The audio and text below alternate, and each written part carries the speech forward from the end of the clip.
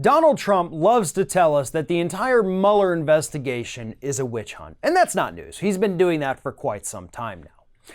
But what is odd is the fact that he only chooses to focus on that one particular investigation, when in reality, there are at least 6 total investigations into the actions of Donald Trump, any one of which could bring an end to his presidency. Here they are. And of course, we have to start, obviously, number one is the Mueller investigation into possible collusion, conspiracy, whatever is your word of choice there, because I know collusion isn't mentioned in a law, but conspiracy is. So yeah, there's that one. And we know how he feels about that one. There is also the U.S. Attorney for the Southern District of New York, Jeffrey Urban, is probing Michael Cohen for tax evasion, fraud, campaign finance violations, of which Donald Trump is also a part of that as a client of Cohen and someone that Cohen may have done these things on behalf of. And according to Cohen, he did do them on behalf of Trump. That's investigation number 2. Here's investigation number 3.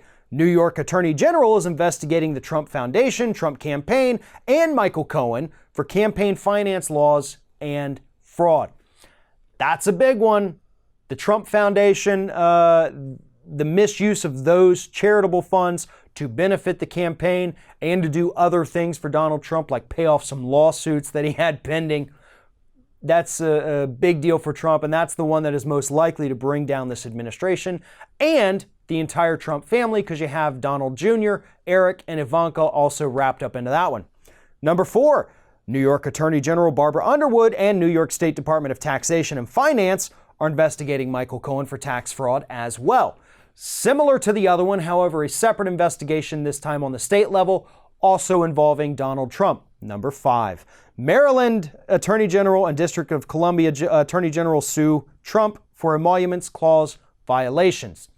This is another big one that has not gotten the kind of coverage that the other investigations have. This one is about Donald Trump receiving money from foreign dignitaries who come to D.C. and stay on Trump-owned properties. As President of the United States, he is constitutionally forbidden from taking any kind of emolument, gift, money, whatever, from any foreign dignitary.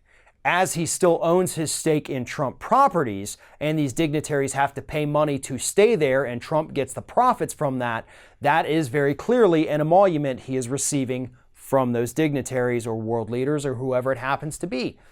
100% unconstitutional and hasn't gotten near as much play as some of the other investigations. And bringing it home now, investigation number 6.